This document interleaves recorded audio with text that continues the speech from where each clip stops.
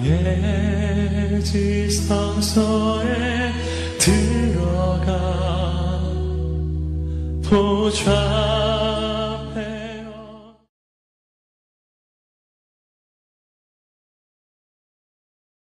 오늘도 겸손한 마음으로 믿음으로 순종하고 하나님께 나온 여러분 모두를 주님의 이름으로 축복하고 또 환영합니다. 또 영상으로 함께하는 모든 이들을 주님으로 축복합니다. 오늘 창세기 36장 말씀을 통해서 우리가 배웁니다. 창세기 한 장 한 장을 묵상하는 영적인 기쁨이 있죠. 할렐루야. 또 어떤 말씀이 전개될까 우리가 기대가 되고 또 설레이는 마음을 갖게 되는데, 창세기 36장은 우리가 방금 전에 읽었던 것처럼 이 36장은 에서의 족보, 지니알라지에 대한 부분인데, 우리가 흔히 이 족보 이런 부분들은 참 읽어도 무슨 말인지 모르겠고 왜 이런 내용들이 기록되어 있는가, 어떤 스토리가 없고 메시지가 없다고 이렇게 생각할 수 있어요. 그러나 그건 우리의 생각일 뿐이에요. 영적인 눈이 뜨여지기 시작하면요, 족보가 갖는 또 영적인 의미를 깨닫게 되는 거예요. 마태복음 1장을 넘기면서 왜 여기에 누가 누구를 낳고 누가 누구를 낳고 누가 누구를 낳고 이런 게 나오는가, 이런 기록이 왜 있는가 생각하는데, 마태복음 1장이야말로 엄청난 메시지가 거기에 있는 거잖아요.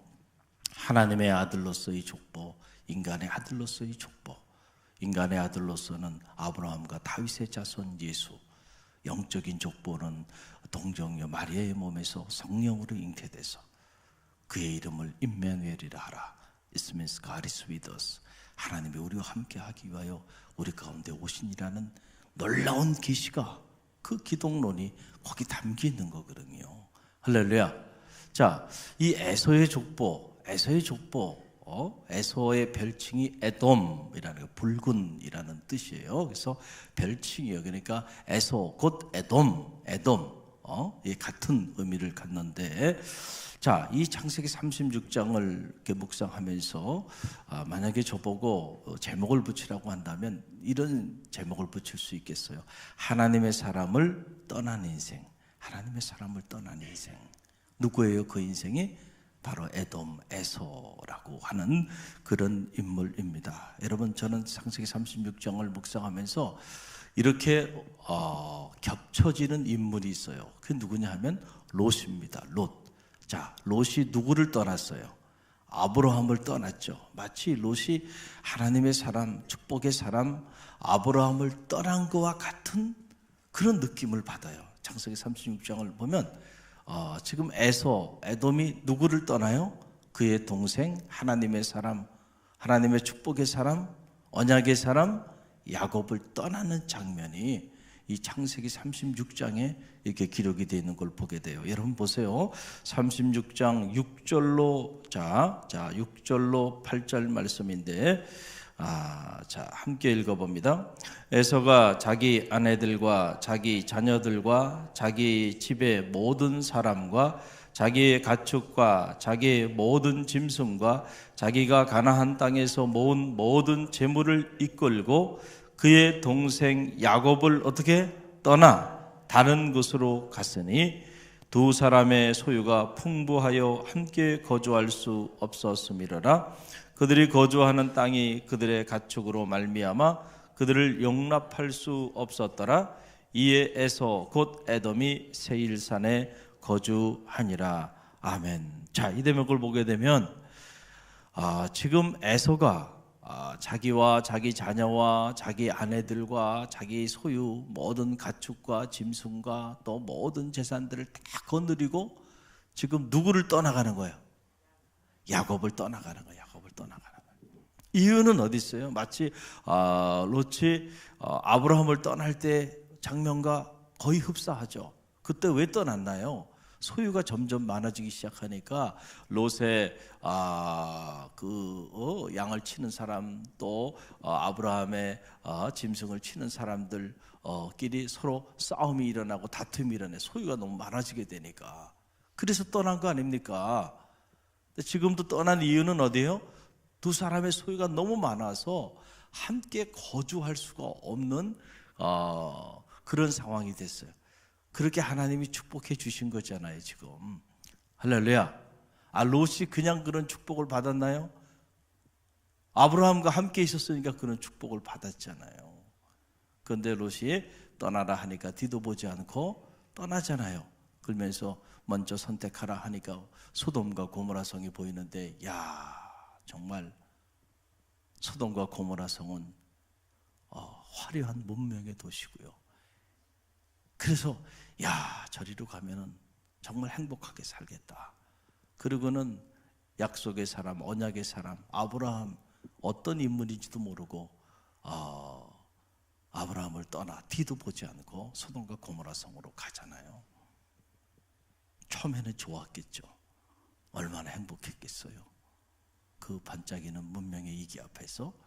그런데 여러분, 그렇게 떠난 소돔과 고모라 성에서 결국 롯과 그의 가족들의 운명이 어떻게 됐는지 우리는 창세기를 통해서 이미 다 묵상했습니다.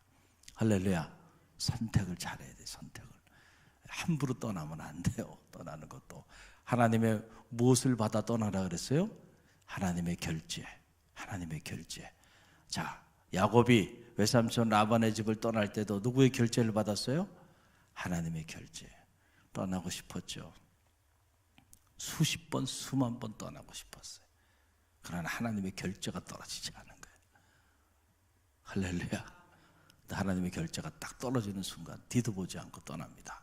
그때 하나님께서 모든 걸 책임져 주는 것들을 우리가 이 창세기를 통해서 배우게 되는데, 자, 야곱은 비록 그가 잠시 실수해서 환난을 당하고 어려움을 당하지만 야곱은 평범한 인물이 아닙니다. 하나님이 특별히 택한 사람이고 하나님이 특별히 언약하신 그런 축복의 사람, 누구예요? 야곱입니다. 자, 이 사람을 떠나는 것은 큰 실수였다라고 하는 사실입니다. 물론 우리가 이제 창세기를 가만히 보면은 창세기 36장 오늘 이 족보를 보게 되면 당시 에돔, 즉 에서, 이 에서의 후손들이 육신적인 눈으로 보면은 대단히 번성했던 것을 알 수 있어요.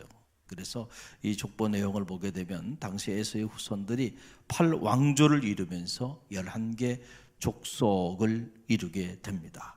당시 왕조의 개념이 없었던 때에 이렇게 앞서가면서 왕조를 이루고 그리고 그 후손들이 번성하게 되는 것을 보게 돼요. 자, 육신적으로 보면 에서와 그의 후손들이 야곱을 떠나서 잘 됐잖아. 우리가 이렇게 생각할 수 있어요. 그러나 여러분, 영적인 눈으로 가만히 보면은요, 이 사람들은 다 뭐예요? 성경 안에서 악인들로 분류됩니다. 뭐로 분류된다고요? 악인으로 분류돼. 우리가 시편을 통해서 묵상하는 일관된 메시지가 뭐였어요? 악인은 반드시 어떻게 돼요?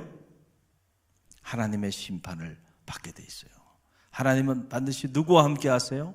의인과 함께 하시는 하나님. 그런 면에서 하나님은 분명하게 사람을 차별하십니다. 모든 사람을 품으시는 게 하나님의 사랑이 아니에요. 악인의 길을 가는 자들에게는 하나님 함께 하지 않습니다. 그리고 그들에게 매를 들어요. 그러나 의인의 길을 걸어가는 자들은 함께 하시고 축복하신다. 이게 성서의 일관적인 메시지예요. 그렇기 때문에 우리가 악인의 길을 걸어가면서 왜 하나님 나와 함께 하지 않느냐고 그런 얘기하면 안 돼. 내가 만약에 악인의 길을 걸어가고 있다면 빨리 생각을 바꾸고 삶을 바꾸고 어디로 가야 돼요? 의인의 길로 걸어가야 돼. 그래서 하나님, 악인의 길을 걸어가면서 하나님 내 편이 되어주세요, 이런 얘기하면 안 되고요. 하나님을 악인의 길의 앞잡이로 만들면 안 돼. 내가 하나님의 편에 서게 해주세요. 할렐루야.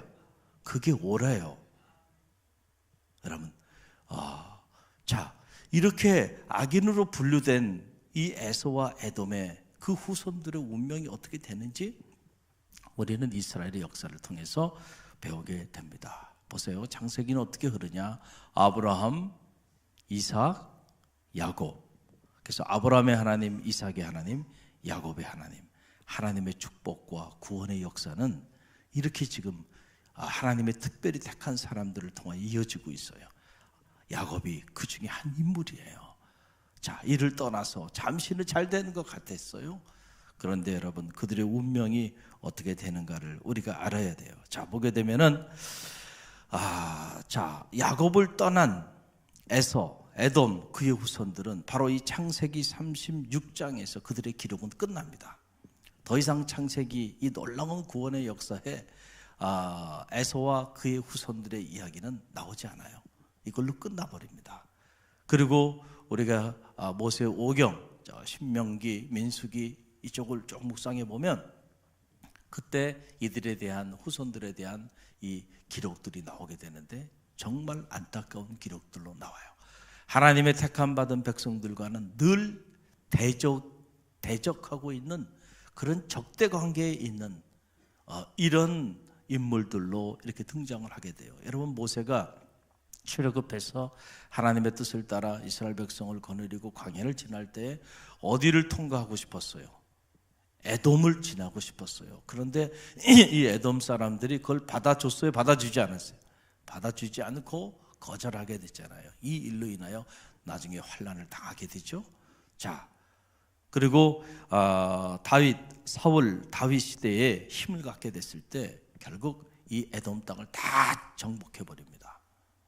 그래서 이 에돔, 이 에서의 후손들이 아주 큰 어려움을 당하게 되고, 그 이후에 이제 분열 왕국 시대가 오게 되는데, 이 분열 왕국 시대에 이 에돔 사람들이 끊임없이 유다를 배신하고 유다를 괴롭히기 시작합니다. 남유다를.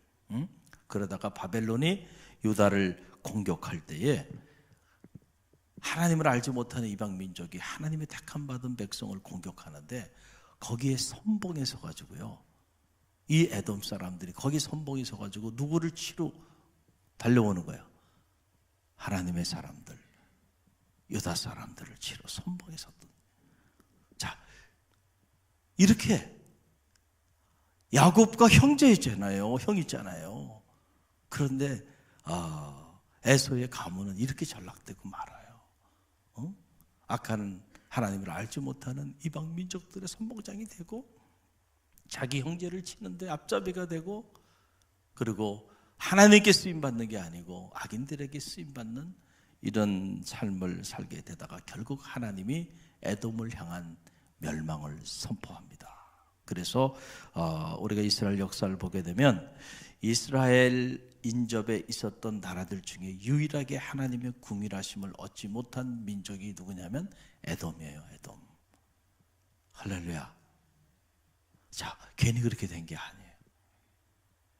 하나님의 사람을 떠난 거예요. 그건 단순히 하나님의 사람을 떠난 것이 아니고 누구를 떠난 거예요?